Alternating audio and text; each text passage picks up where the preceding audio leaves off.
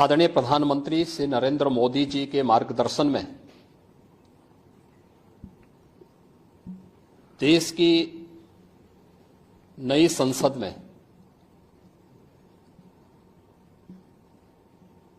माननीय वित्त मंत्री जी ने देश का आम बजट प्रस्तुत किया है। यह बजट सर्वस्पर्शी, सर्वसमावेशी, विकासोन्मुख 140 करोड़ भारतवासियों की आशा, आकांक्षा और अमृत काल के संकल्पों को पूरा करने वाला सिद्ध होगा। आम बजट 2024-25 आत्मनिर्भर एवं विकसित भारत के निर्माण का एक आर्थिक दस्तावेज है। इस आम बजट में अंत्योदय की पावन भावना, विकास की असीम संभावना और नवोन्मेष की नवदृष्टि है। इस आम बजट में अन्नदाता किसानों की समृद्धि के लिए 1,52,000 करोड़ रुपए, कृषि और सहायक सेक्टर के लिए, महिला सशक्तिकरण के लिए 3 लाख करोड़ रुपए से अधिक का प्रावधान किया गया है। स्वाभाविक रूप से आधी आबादी, देश के सबसे बड़े राज्य उत्तर प्रदेश की आधी आबादी इससे सर्वाधिक लाभान्वित होने वाली है, और खासतौर पर तब जब उत्तर प्रदेश 2020 से ही मिशन शक्ति के कार्यक्रम को प्रभावी ढंग से यहां पर जमीनी धरातल पर उतार रहा है। सर्वाधिक अन्नदाता किसान उत्तर प्रदेश के अंदर निवास कर रहा है। उन अन्नदाता किसानों की समृद्धि में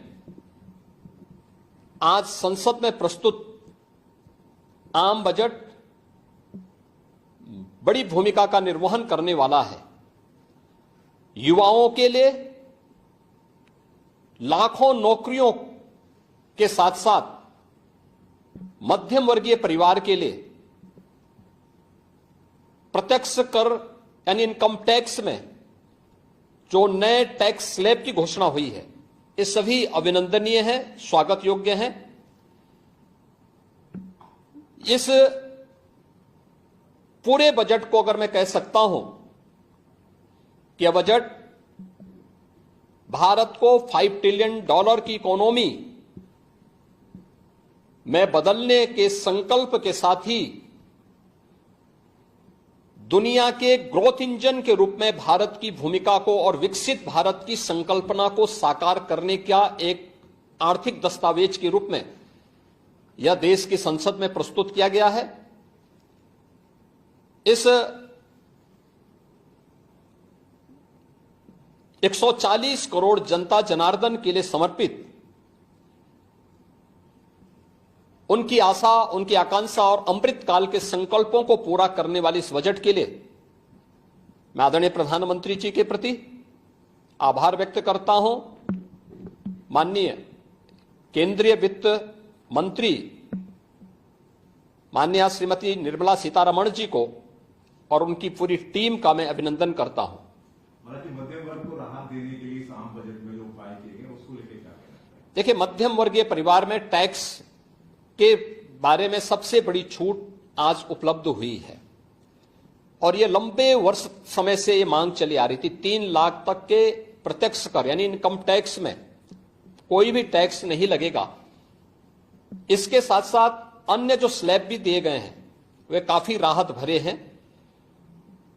अलग अलग सेक्टर के लिए जो प्रावधान किए गए हैं, गांव के लिए, गरीब के लिए, किसान के लिए, नौजवान के लिए, एमएसएमई सेक्टर के लिए, ये लाखों नौकरियों को क्रिएट इससे होगा। इंडस्ट्री के लिए जो प्रावधान किए गए हैं मुझे लगता है ये सभी स्वागत योग्य हैं और नौजवानों के लिए, समाज के हर तबके के लिए, महिला सशक्तिकरण के लिए, अन्नदाता किसानों के लिए, सभी तबके के लिए जो कुछ भी प्रावधान इसमें किया गया है, मैं कह सकता हूं कि यह राम राज्य की अवधारणा को साकार करने वाला एक सर्वस्पर्शी, सर्वसमावेशी और विकासोन्मुख बजट के रूप में यह मोदी 3 का यह पहला बजट जाना जाएगा।